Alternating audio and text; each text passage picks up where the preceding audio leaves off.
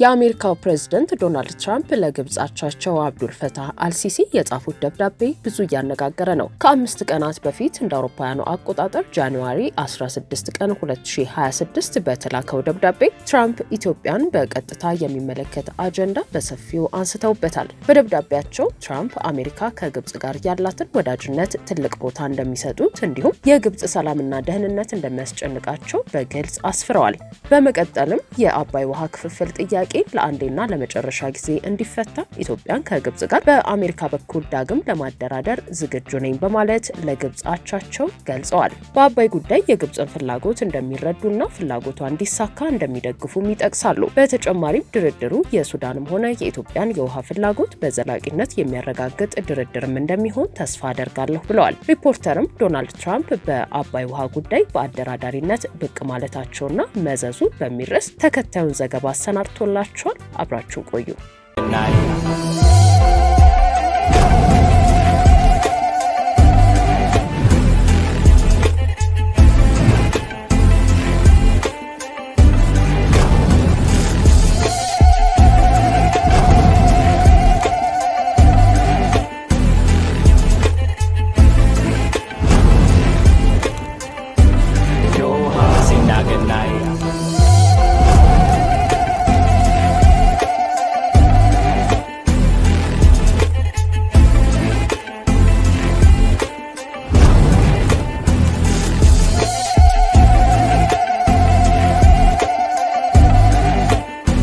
በኢትዮጵያ ታላቁ የህዳሴ ግድብ ሳቢያ የሚነሱ አለመግባባቶችን በዘላቂነት መፍታት በመካከለኛው ምስራቅ ዘላቂ ሰላም ለመፍጠር ከማደርጋቸውና ቅድሚያ ከምሰጣቸው አጀንዳዎች አንዱ ነው በማለት የሚያትተው የትራምፕ ደብዳቤ አሜሪካ በህዳሴ ግድብ ጉዳይ ጣልቃ መግባቷ ፍላጎቷ መሆኑን በግልጽ አስታውቋል።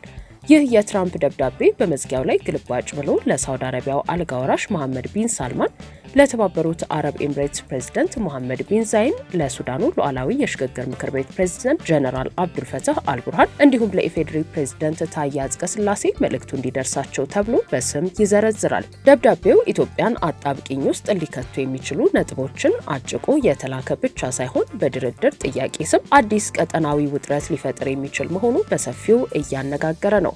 ስለዚሁ የትራምፕ ደብዳቤ ጉዳይ አስተያየታቸውን የተጠየቁት ከሪፖርተር ጋር ሰፊ ቃለመጠይቅ ያደረጉት በቻታም ሃውስ ጥናት ተቋም የኢትዮጵያና የአፍሪካ ቀንድ ጉዳዮች የጥናት ባልደረባ ዶክተር አቤል አባተ ጉዳዩ እጅግ ጥንቃቄ የሚጠይቅ መሆኑን ይናገራሉ። ደብዳቤው ለአንድ ወገን የተላከ ነው፣ ነገር ግን ተያያዥነት የሌላቸውንና የሌሎች ወገኖችን ጉዳዮች እጅ መንሻ አድርጎ የቀረበ ነው። በሶስተኝነት ደግሞ ገና ድርድሩ ሳይጀምር ወደ አንድ ወገን ያደላ ሀሳብ ይዞ የቀረበ ነው። የአባይን ውሃ ማንም ወገን ለብቻው መጠቀም የለበትም የሚል ሀሳብ የተሰነቀረበት ደብዳቤ ነው። በብዙ መንገድ ለኢትዮጵያ ይህ ደብዳቤ በስጋት የሚታይ ነው። የትራምፕ ደብዳቤ ኢትዮጵያን ምን አይነት ቅርቃር ውስጥ ሊከታት ይችላል የሚለው በጊዜ ሂደት የሚታይ ይሆናል። ከወዲሁ ግን ግብጾችና ሱዳኖች ትራምፕ ያደራድሩን የሚለውን ጥሪ መቀበላቸውን አሳውቀዋል። ብረትን እንደጋለ ነው መቀጥቀጥ እንደሚባለው አልሲሲ ጉዳዩን የበለጠ ለማጣደፍ ጉትጎታ ሊያደርጉ እንደሚችሉ ይገመታል በማለት ደብዳቤው በኢትዮጵያ ላይ ሊኖረው የሚችለውን አንድምታ አብራርተዋል።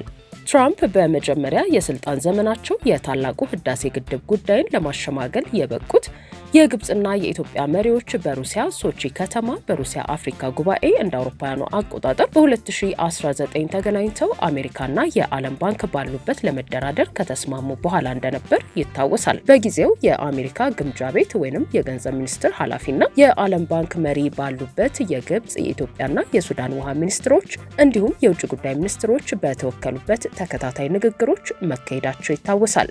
ይሁን እንጂ በመጨረሻ አሜሪካኖች አስገዳጅ የስምምነት ሰነድ አምጥተው ተፈራረሙ በማለታቸውና ሰነዱም የኢትዮጵያን ጥቅም የሚጎዳ ሆኖ በመገኘቱ ኢትዮጵያ ከድርድሩ ሂደት እንደወጣች የሚታወስ ነው። ይህን ተከትሎ ግን ፕሬዝዳንት ዶናልድ ትራምፕ አሜሪካ ለኢትዮጵያ የምትሰጠውን የገንዘብ ድጋፍ ማቋረጣቸውን ያሳወቁ ሲሆን ካልተስማማችሁ ግብጾች ግድቡን በቦምብ ያፈርሱታል የሚል አሉታዊ አስተያየት ሲሰጡ መደመጣቸው ኢትዮጵያውያንን አስቆጥቶ ነበር።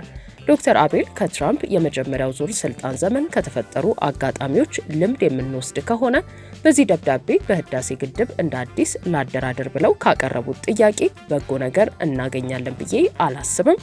በመጀመሪያው ዙር የስልጣን ዘመናቸው አስተዳደራቸው የማደራደር ሚናን አግኝቶ ነበር። ነገር ግን በሂደቱ ወደ አንድ ወገን በተለይም ወደ ግብጽ እያደላ ነበር የሆነው። ሁኔታውንም በቅጡ ያልተገነዘበ ነበር። ኢትዮጵያ የትራምፕ አስተዳደር የሚያቀርበውን ሀሳብ ዝም ብላ እንድትቀበል ብቻ የሚያስገድድም ነበር። ትራምፕ አሁን በሁለተኛ የስልጣን ዘመናቸውም ቢሆን እንደምንታዘበው ሁኔታዎችን በበቂ ሁኔታ ባልተገነዘበና በባለሙያ ተተንትኖ ባልቀረበ ሁኔታ ፖሊሲዎችን ለማስፈጸም ኃይል የተቀላቀለበት መንገድን እንደሚከተሉ እያረጋገጡ ነው። ይህንን በቬንዙዌላ በተፈጸመው ነገር አይተናል። አሁን ደግሞ በግሪንላንድ ከአውሮፓ ጋር የገቡበትን እሰጥ አገባ እየተመለከትን ነው። በቀደመው የስልጣን ዘመናቸው በትንሹም ቢሆን ፖሊሲዎቻቸውን የሚቃወሙ ሰዎች ነበሩ። አሁን ግን ሙሉ ለሙሉ ለትራምፕ ሀሳብ መፈጸም የሚተጋ አስተዳደር ነው ይዘው የመጡት በማለት ነው። የትራምፕ የማደራደር ጥያቄ ፍላጎትን በኃይል በሌሎች ላይ የመጫን ፖሊሲያቸው አካል ብቻ ሳይሆን ከዚህ ቀደም የማደራደር እድል አግኝተው ካበላሹት አጋጣሚ ጋር ተያይዞ መታየት እንደሚገባው የጠቆሙት የግብፁ ፕሬዝዳንት አብዱልፈታህ አልሲሲ የትራምፕን ሀሳብ በደስታ እንደተቀበሉት ሲገልጹ በኤክስ ገጻቸው ከኢትዮጵያ ጋር በአሜሪካ አደራዳሪነት የሚካሄድ ድርድር ለመጀመር ተዘጋጅቻለሁ። የአባይ ውሃ ክፍፍል ጉዳይን በኃላፊነት ስሜት ለአንዴና ለመጨረሻ ጊዜ ለመፍታት ተዘጋጅቻለሁ ብለዋል። የሱዳን ሉዓላዊ የሽግግር ምክር ቤት ፕሬዝዳንት ጀነራል አብዱልፈታህ አልቡርሃንም ቢሆኑ የትራምፕን ጥሪ በጸጋ እንደተቀበሉት አስታውቀዋል። በስዊዘርላንድ ዳቮስ ከትላንት በስቲያ ሰኞ በተጀመረውና እስከ አርብ በሚቀጥለው የዓለም ኢኮኖሚ ፎረም ዓመታዊ የመሪዎች ጉባኤ አልሲሲ እንደሚገኙ የጠቆመው የዜና ምንጩ በዚህ አጋጣሚ ከፕሬዝዳንት ትራምፕ ጋር ተገናኝተው በአባይና በሌሎችም ቀጠናዊ አጀንዳዎች ላይ ይመክራሉ ተብሎ የተጠበቀ መሆኑንም ጋዜጣው አክሎ አስነብቧል። አልሲሲ ከፕሬዝዳንት ትራምፕ ጋር በዳቮስ ዛሬ ረቡዕ ለመገናኘት ቀጠሮ ይዘዋል መባሉን የግብጽ የዜና ምንጮች በሰፊው ሲዘግቡት ሰንብተዋል። የእስራኤሉ ፕሬዝዳንት ኢስሐቅ ሄርዞግም በዚሁ ጉባኤ ከሚገኙት መካከል አንዱ መሆናቸው ተነግሯል። ከዚህ ቀደም በመጀመሪያው የስልጣን ዘመናቸው የአብርሃም ስምምነት ብለው እስራኤልና አረቦችን እንደ አዲስ ለማቀራረብ በነደፉት የሰላም እቅድ መሰረት ፕሬዝዳንት ትራምፕ ለግብጾች ውለታ ለመክፈል አስበው በታላቁ ህዳሴ ግድብ ላይ ኢትዮጵያ አስገዳጅ ስምምነት እንድትፈርም ለማስገደድ መሞከራቸው በሰፊው ሲነገር ቆይቷል። ባሳለፍነው ጥቅምት በግብጽ አስተናጋጅነት ሻርም አልሼክ እስራኤልና ሐማስ የተኩስ አቁም ስምምነት እንዲፈራረሙ ካይሮ ከፍተኛ ሚና መጫወቷን ትራምፕ በደብዳቤያቸው የጠቀሱ ሲሆን ይህን እንደ ትልቅ ውለታ እንደቆጠሩት ያመላከተ ሀሳብ አስፍረዋል። ግብጽ ከዚህ በተጨማሪም ትራምፕ ካይሮን ሲረግጡ የአባይ የክብር ሽልማት ዘ ኦርደር ኦፍ ዘ ናይል የሚል ስም የተሰጠውን የክብር ሽልማት ስትሸልማቸው ታይታ ነበር። በወቅቱ ሁኔታውን የተከታተሉ አንዳንድ ወገኖች ግብጽ ይህን አስታካ ከኢትዮጵያ ጋር ያላትን ቅራኔ በትራምፕ በኩል ለማስፈጸም ልትጠቀምበት ትችላለች የሚል ግምት ሲሰጡ ነበር። የኢትዮጵያና የአፍሪካ ቀንድ ተመራማሪው ዶክተር አቤል እንደሚናገሩት ከሆነ በትራምፕ የምትመራዋ አሜሪካ የማይገመት ፖሊሲ እየያዘች መጥታለች ይላሉ። የትራምፕ አስተዳደር አሁን 10 ቦታ ድስት ስለጣደ ሌሎች ጉዳዮች ትኩረቱን የበለጠ ወስደውት ይህን እየረሳው ሊመጣ ይችላል የሚል ግምት አለኝ። ሆኖም በኢትዮጵያ ወገን ጉዳዩ በጣም በጥንቃቄ መያዝ ያለበት መሆኑን ይሰማኛል በማለት አስረድተዋል። የአባይ በአጠቃላይ 6650 ኪሎ ሜትር የሚጓዝ የዓለማችን ረጅም ወንዝ ሲሆን አባይ በአጠቃላይ 6650 ኪሎ ሜትር የሚጓዝ የዓለማችን ረጅም ወንዝ ሲሆን በጥቅሉ 11 ሀገሮች ይጋሩታል። ከተፋሰሱ ተጋሪ ሀገራት ሁሉ ውሃውን በማመንጨት የአንበሳውን ድርሻ የምትወስደው ኢትዮጵያ ብትሆንም ውሃውን በፍጹም የበላይነት ሲጠቀሙ የኖሩት ግን ግብጽና ሱዳን መሆናቸው ይታወቃል። ኢትዮጵያ ከዚህ ቀደም የአፍሪካን ችግር በአፍሪካዊ መፍትሄ መፍታት የሚለውን አህጉራዊ መርህ በመከተል የታላቁ ህዳሴ ግድብ ጉዳይ በአፍሪካ ህብረት ሸምጋይነት እንዲመራ ከፍተኛ ጥረት ስታደርግ ቆይታለች። ይህ ሁሉ ባለበት ትራምፕ በአናት መጥተው አሜሪካ ናት ማደራደር ያለባት የሚል ሀሳብ ማቅረባቸው ከኢትዮጵያም ሆነ ከሌሎች የተፋሰሱ ሀገሮች ምን አይነት ምላሽ ያስከትላል የሚለው ብዙ እያነጋገረ ይገኛል። የግብጽ የውሃ ሀብትና መስኖ ሚኒስትር ሃኒስ ዌለም ከሰሞኑ በሰጡት አስተያየት ደግሞ አስገራሚ ውንጀላ በኢትዮጵያ ላይ አቅርበዋል። ታላቁ የኢትዮጵያ ህዳሴ ግድብ ውሃችንን ስላስቀረብን ካሳ ሊከፈለን ይገባል ብለዋል። ኢጂፕት ኢንዲፔንደንት የዜና ምንጭ ሰኞ ዕለት እንደዘገበው በግድቡ የተነሳ ለደረሰብን የውሃ ችግር ኢትዮጵያ ካሳ ትክፈለን ማለታቸውን አስነብቧል። ታሪካዊ ከሆነው ከ55 ቢሊዮን ኪዩቢክ ሜትር የውሃ ድርሻችን ወደ 38 ቢሊዮን ኪዩቢክ ሜትር ተቀንሶብናል ብለዋል። የውሃ ሚኒስትሩ በዚህ ውንጀላቸው ግን አውቀውትም ይሁን ሳያውቁ ሀገራቸው ስትግድ የቆየችውን አንድ ሀቅ አጋልጠዋል። ሱዳን በኢትዮጵያ ህዳሴ ግድብ መገንባት ምክንያት በመስኖ ልማትና በኤሌክትሪክ አቅርቦት ተጠቃሚ ልትሆን ትችላለች በማለት መናገራቸው የግብጽ ባለስልጣናት ስለ ግድቡ ጎጂነት ለዓመታት ሲተርቱት የቆዩትን ክስ ውድቅ የሚያደርግ ሀሳብ ሰጥተዋል። የፋይናንስ እመርታ በኢትዮጵያ በሚል መሪ ቃል ተካሂዶ በነበረው ሰሞነኛ ስብሰባ ላይ ጠቅላይ ሚኒስትር አብይ አህመድ ስለ ዓለም ወቅታዊ ሁኔታና ስለ ዓለም አቀፍ ስጋቶች አነጋጋሪ አስተያየት ሲሰጡ ተደምጠው ነበር። ዓለም በትንሹም በትልቁም ትናጣለች ያሉት ጠቅላይ ሚኒስትሩ ነገር ግን አለመፍራት መፍትሄ መሆኑን ነው የተናገሩት። ይህ መናጥ ምን ያመጣል ብሎ አንድ ወዳጄ ጠየቀኝ። እኛ የዓለምን መናጥ አንፈልግም፣ ነገር ግን ዓለም የተረጋጋች በነበረችበት ሰዓት ምን አደረገችልኝ ነው መልሱ። ሳትናጥ ስትቀር ጥቅም አግኝተን በመናጧ እንደምንጎዳ ከነሱ በላይ መጨነቅ የለብንም። ከእያንዳንዱ ግጭት በጎ እድሎችን ፈልቅቆ ለማውጣት ነው መጨነቅ የሚጠበቅብን። የመጣን ነገር በመፍራት አይሆንም። ሰላም ሲሆኑ ለነሱ ነው ትርፉ፣ ሲጋጩም ለነሱ ነው ጉዳቱ። ሽማግሌ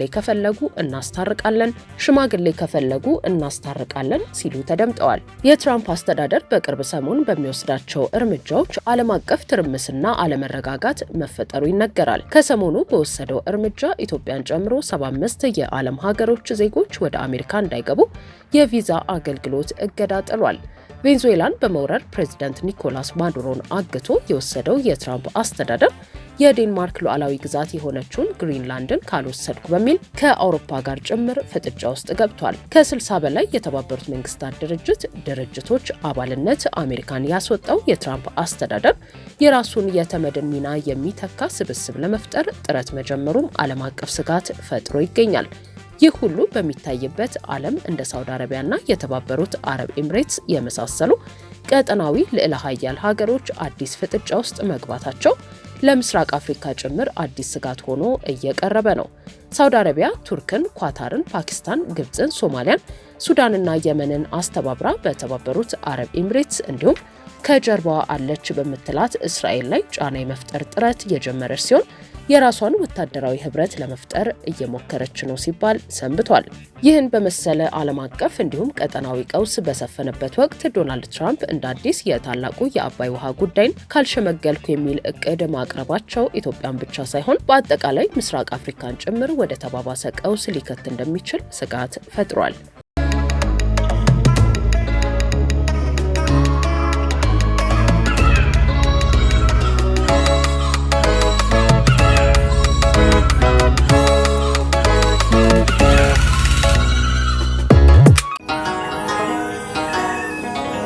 ልዩ በሆነው ውብ የገና ጀንበራችን ዘመን እንዳስቆጠረ ልማዳችን ሽመላችንን ጠርበን ወልውለን ሩራችንን ከርክመን ፈጭተን አብክተን ጋግረን ጠምቀን በመስክ በማጀታችን በየፊናችን ተሰናድተን የአዲስ ብስራት በዓላችንን በሐሴት እናከብራለን። ወጣት ጎበዛዙ ተሰባስበን አካልና መንፈሳችንን በጨዋታ በፉክክር በፍቅር እናድሳለን። ጎረቤት ከጎረቤት ወዳጅ ከዘመድ ተጠራርተን እንኳን አደረሰን እየተባባልን አንዳችን ለአንዳችን ያለንን መልካም ምኞት ፍቅራችንን እንገልጻለን።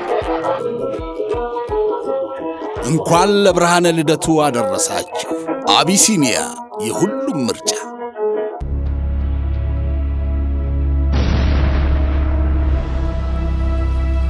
የነበረውት እንዳልነበር ሲሆን እኛ ከጎኑ አለን።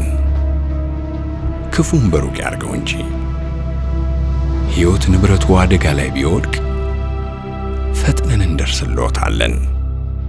ሐዘንዎን በደስታ ትካዜውን በፈገግታ ለመቀየር ሁሌም ዝግጁ ነን።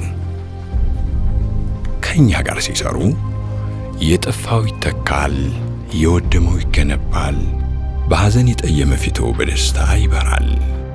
የቀደመ ፈገግታውን እንመልሰዋለን። አዋሽ ኢንሹራንስ።